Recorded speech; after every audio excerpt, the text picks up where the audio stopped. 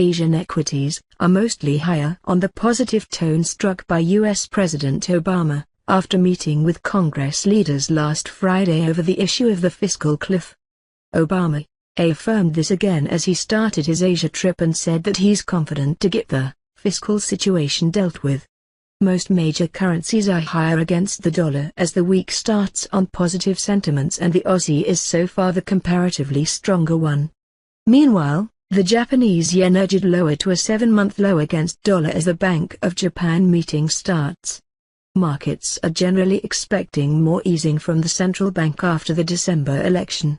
But for now, the Bank of Japan will.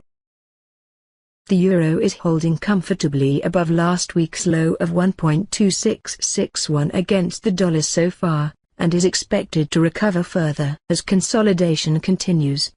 EU finance ministers will meet in Brussels tomorrow regarding Greece. The financing for Greece for 2013 and 2014 is expected to be settled during the meeting, with approval of the next tranche of bailout funds.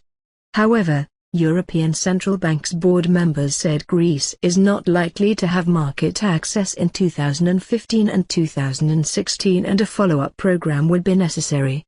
Also, the 2-year extension to the fiscal adjustment program opened up a financing gap of over €30 billion, and the details about filling the gap would be discussed in the meeting.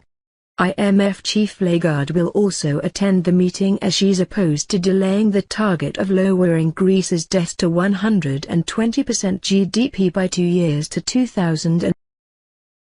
In China, there has been heightened speculations on internationalization of the yuan. According to Zhu Xiaoxuan, governor of the People's Bank of China, the next movement related to the yuan is going to be reform of convertibility. Zhu also stated that the central bank is moving in that direction and will have some deregulation. At present, the currency is allowed to fluctuate within 1% of the central parity rate each trading day. Last week, Gao Shuqing, chairman of the securities regulator, announced that China would expand the renminbi qualified foreign institutional investor program quota by 200 billion won from 70 billion. Latest CFCT data showed euro net shorts jumped again and reached 83,600 contracts on November 13, compared to 67,100 a week ago. That's also the largest number since September.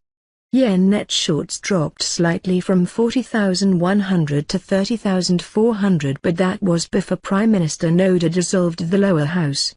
We would likely see yen shorts go up again in the next set of data.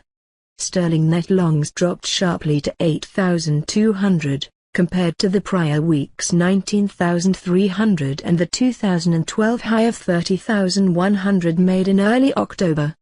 Canadian dollar net longs continued to fall to 66,100, compared to the 2012 high of 111,900 made in September.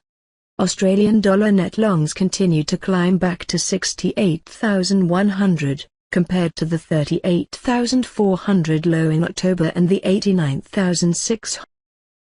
Data released today so far saw New Zealand PPI input unexpectedly drop 1% quarter-on-quarter in Q3, while output by dropped 0.9% quarter-on-quarter.